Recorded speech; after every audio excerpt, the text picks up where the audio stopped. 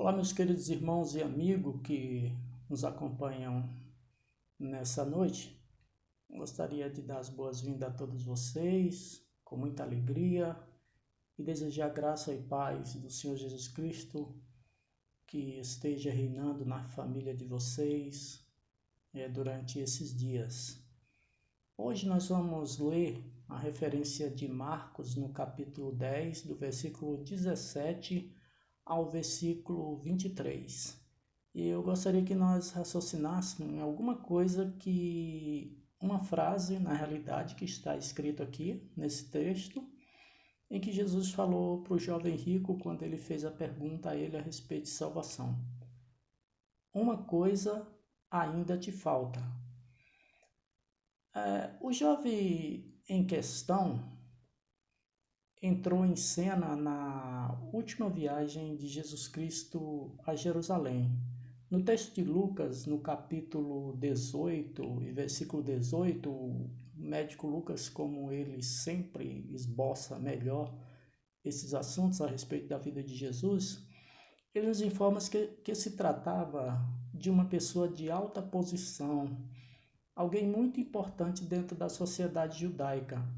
Além disso, a palavra de Deus nos fala ainda que se tratava de alguém muito rico, uma vez que possuía muitas propriedades. Um fato digno que nós devemos tomar nota aqui é ele ter vindo ao encontro do Senhor Jesus. Com certeza já ouviram falar da vida e do ministério de Jesus, ou quem sabe até mesmo presenciado alguns dos seus milagres, sinais, o que levou esse jovem a sentir uma grande atração pelo Mestre. Então ele foi até Jesus esperançoso para fazer a pergunta mais importante que alguém poderia fazer a respeito de salvação. No versículo 17, que já nós vamos ler o texto, a parte B diz assim: Mestre, que farei para herdar a vida eterna? Esta foi a pergunta desse jovem. Então vamos ao texto, capítulo 10, versículo 17 ao versículo 22. Diz assim a palavra de Deus: E pondo-se Jesus a caminho, correu um homem ao seu encontro, e ajoelhando-se, perguntou-lhe: Bom mestre, que farei para herdar a vida eterna? Respondeu-lhe Jesus: Por que me chamas de bom? Ninguém é bom senão um, que é Deus. Sabes os mandamentos? Não matarás, não adulterarás, não furtarás, não dirás falsos testemunho, não defraudarás a ninguém, honra a teu pai e a tua mãe. Então ele respondeu: Mestre, tudo isso tenho observado desde a minha juventude. E Jesus, fitando-o, o amou e disse: Só uma coisa te falta. Vai, vende tudo o que tens, dá aos pobres e terás um tesouro no céu. Então vem e segue-me.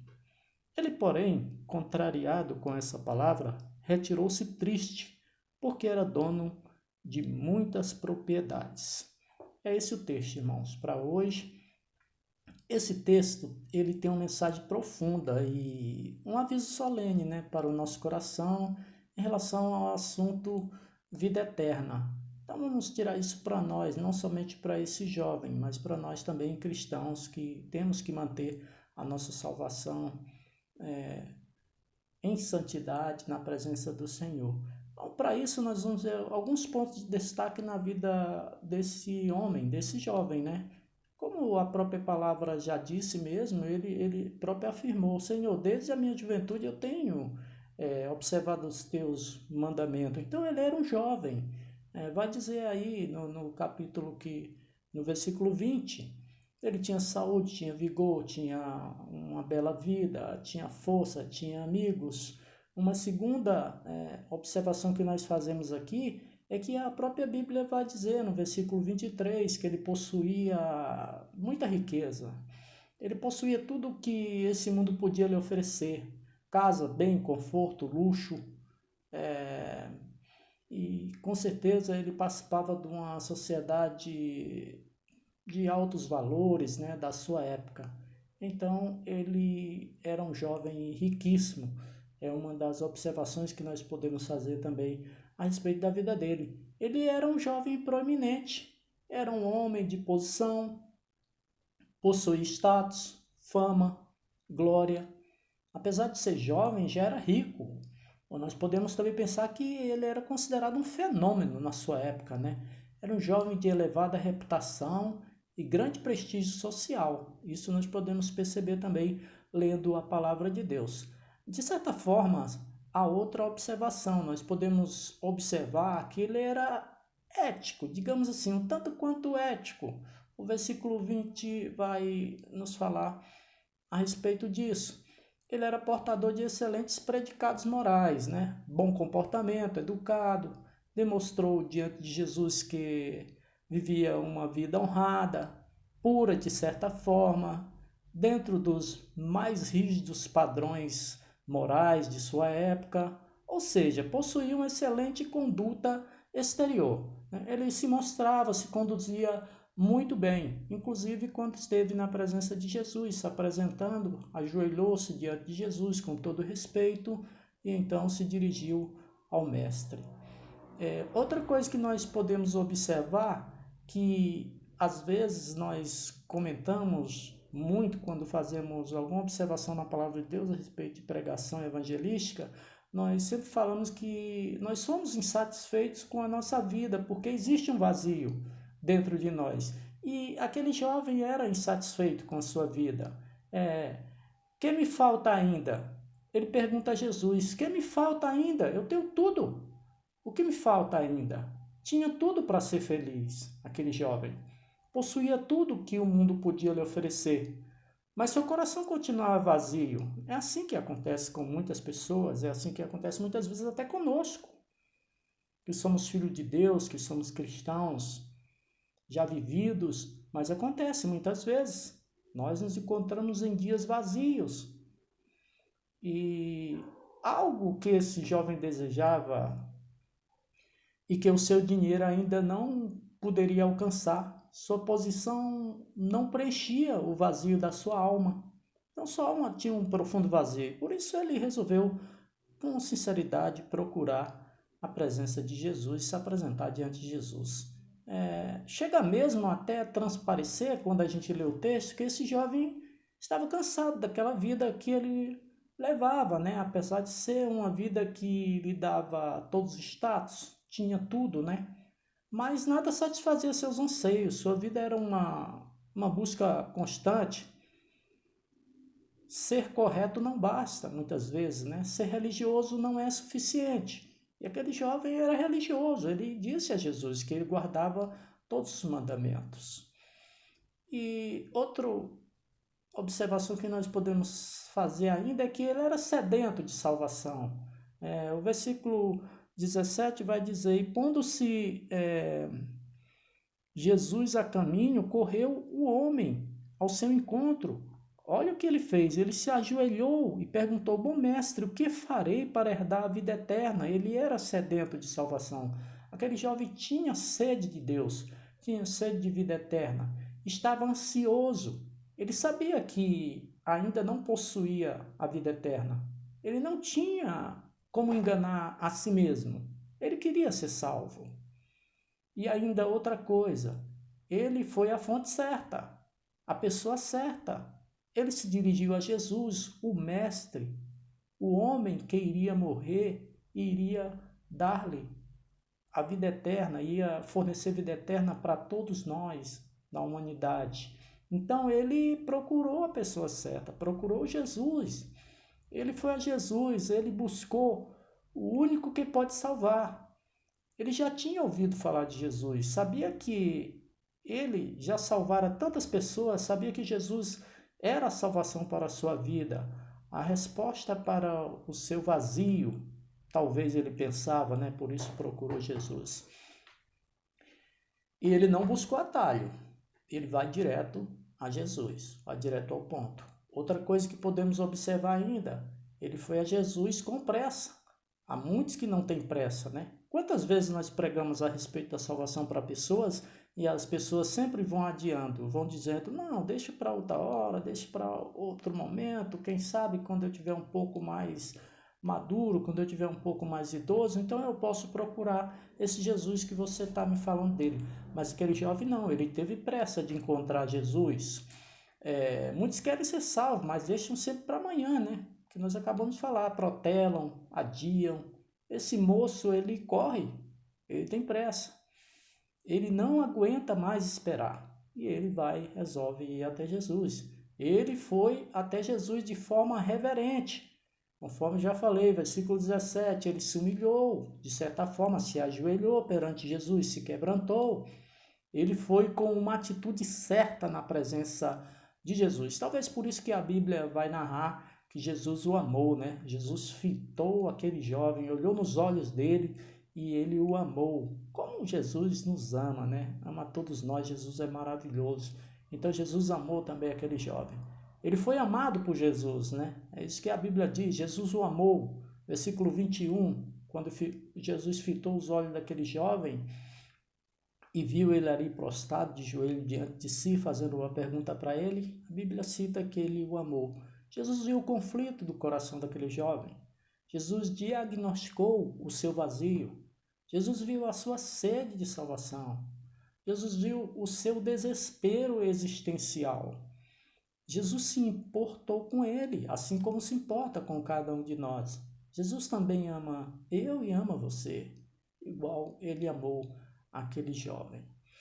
Em segundo lugar, nós podemos perceber alguns fatos aqui também que nós podemos chamar de engano fatais daquele homem, né? A maneira que ele se comportou ao final de sua conversa com Jesus. Esse também é um fato a ser observado em nossa vida cristã. Muitas vezes nós não temos comportamento digno na presença de Jesus. E nós vamos saber qual foi o comportamento desse homem ao final de sua conversa, já que ele perguntou a respeito de salvação. Vamos ver. Então, em primeiro lugar, nós podemos ver aqui ele vê Jesus apenas como um mestre e não como Deus. Era apenas um admirador dos discursos de Jesus, como muitos religiosos de sua época. E isso foi um dos seus, digamos assim, erros, dos seus enganos, em ver Jesus apenas como mestre, não como salvador. Para ser salvo não basta apenas seguir os ensinos do mestre, né? Aquele homem era um rico observador da lei. Ele disse que desde da sua juventude ele observava a lei. Segundo a lei de Moisés, ele era então aquele observador rígido, né? É preciso se curvar diante de Deus, é preciso saber que Jesus é Deus, que Jesus é o Salvador. Em segundo lugar, esse jovem enxergava a salvação com mérito, como que se fosse mérito da gente alcançar a salvação, e não como um presente da graça de Deus, como diz lá Gálatas 2:9, pela graça sois salvos, mediante a fé. Isso não vem de vós, é dom de Deus, não é de obra para que ninguém se glorie. Seu desejo de ter a vida eterna era sincero no seu coração, mas estava enganado quanto à maneira de alcançá-la. Queria obter a salvação através da obediência externa aos mandamentos. Não havia ainda compreendido que a salvação estava ali a seu alcance. Jesus estava ali na sua frente, o Salvador do mundo, diante dos seus olhos. Muitas religiões do mundo, irmãos, estão equivocadas ao ensinarem que o homem precisa merecer a salvação. Nós vemos muito isso nos nossos dias. As religiões de nossa época dizem que o homem tem que fazer alguma coisa para merecer a salvação. E esse jovem estava envolvido com isso, achando que tinha que fazer alguma coisa para merecer a salvação. Quem sabe até comprar. E com isso o homem se esforça em todos os ritos religiosos e sacrifícios no desejo de ser salvo. Outra coisa que nós notamos na atitude dele é que ele não tinha consciência que era pecador. Como tantos outros, né, na Bíblia que nós vimos, como aquele eunuco, né, que foi evangelizado por Felipe, que logo que ele compreendeu a palavra, que foi explicada, ele se reconheceu pecador e pediu batismo. Então, diferentemente, esse jovem aqui, que nós conhecemos como jovem rico, Ele não tinha consciência de seus pecados, apesar de se achar muito religioso. E nós vamos perceber na resposta de Jesus, no versículo 20 principalmente, não amor a Deus sobre todas as coisas. Ou seja, era um idólatra. Seu Deus era o dinheiro. Fez-se escravo dos seus bens. Amava mais o seu dinheiro que a vida eterna. Seu pecado não era ser rico, não é pecado ser rico. Nós podemos ser ricos, podemos possuir muito dinheiro, esse não é o pecado. Mas o pecado daquele jovem era ser possuído pelo dinheiro que ele tinha. Então, o seu Deus era o seu dinheiro. Ele não amou ao próximo como a si mesmo, como os mandamentos que ele conhecia, como os mandamentos que Jesus pregou. Vivia de forma egoísta para si mesmo. Amava mais as coisas do que as pessoas. Ele, digamos assim, era uma espécie de míope espiritual. Tinha um alto conceito de si mesmo. Era respeitável por não fazer coisas erradas. Isso nós entendemos, que ele disse que observava os mandamentos, mas espiritualmente estava morto. Por fim, este jovem rejeita Jesus, renuncia à vida eterna e sai triste. O versículo 22 vai dizer assim: ele, porém, contrariado com essas palavras, retirou-se triste, porque era dono de muitas propriedades. Que palavras? Jesus, no versículo 21, o anterior a esse, vai dizer que Jesus, fitando o amor, ele disse: só uma coisa te falta. Quando ele perguntou: o que me falta, Senhor, para me ter a vida eterna? Só uma coisa te falta. Jesus disse: vai, vende os teus bens e distribui com os pobres, e terás um tesouro no céu. Então diz que ele se afastou, renunciou à presença de Jesus e à vida eterna. Ele queria a vida eterna, mas amava mais o seu dinheiro. Ele rejeita Jesus e as suas exigências. A exigência de Jesus era simplesmente que ele amasse o próximo, né? O Shed, comentando essa palavra aqui na Bíblia, ele diz assim: só uma coisa Jesus mostra-se interessado, apenas com o motivo da piedade, o amor a Deus acima de todas as coisas, e esse é o primeiro mandamento. Então Jesus cobrou isso dele: ame a Deus sobre todas as coisas, vai, vende tudo que tem e distribui com os pobres e terás um tesouro no céu. Então, ele rejeita Jesus e as suas exigências, rejeita confiar em Deus e ele se retira, rejeita a alegria eterna da salvação, sai triste com a sua riqueza. Entre o dinheiro e Cristo, escolheu o dinheiro e rejeitou a Cristo. Então, queridos, nós podemos concluir que o que diz o versículo 21? Só uma coisa te falta. Jesus mostrou-se interessado apenas em um motivo, o motivo da piedade, o amor a Deus acima de todas as coisas, que é o primeiro mandamento. Há pessoas que desejam a salvação de sua alma, mas não conseguem, porque não conseguem com apenas as obras, não conseguem com apenas amando as suas riquezas aqui nesse mundo. Um ídolo entronizado em nosso coração pode levar você e eu a perder a sua alma para sempre. Você deseja mesmo ser salvo? A Bíblia diz que nós devemos continuar nos santificando a cada dia. Já renunciou tudo o que o que impede você de se render a Cristo? Você tem renunciado às coisas dia a dia? Tem procurado santificar-se diante de Deus?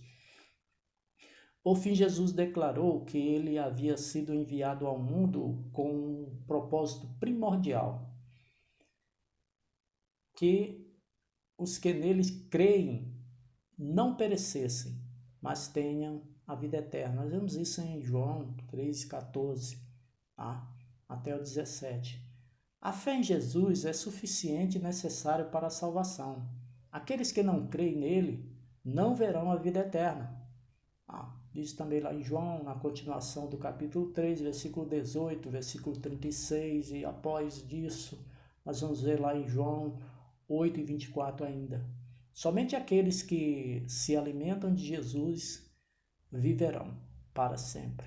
Então, A pergunta desse jovem, apesar de ser respondida, ele rejeitou a salvação em Cristo Jesus. Que nós continuemos crescendo na palavra de Deus. E como se esse assunto precisasse de mais esclarecimento, Jesus deixou ainda absolutamente claro, não deixou mais nenhuma dúvida a respeito disso. Ele disse a seus discípulos: Eu sou o caminho, a verdade e a vida. Ninguém vem ao Pai senão por mim. Lá em João 14:6 nós encontramos isso. Que Deus nos abençoe, irmãos, que nós possamos cuidar nesse momento de crise da nossa salvação. Façamos como Pedro: Senhor, só o Senhor tem as palavras que nos dão vida eterna. Então que nós possamos buscar isso no Senhor e cuidar da nossa salvação em Cristo Jesus, porque a qualquer momento o Senhor pode vir ou poderá nos levar de outra forma, como for a sua vontade. Que Deus abençoe ricamente a sua família, que lhe dê muita força para atravessar esses dias de adversidades. Que Deus abençoe ricamente. Amém.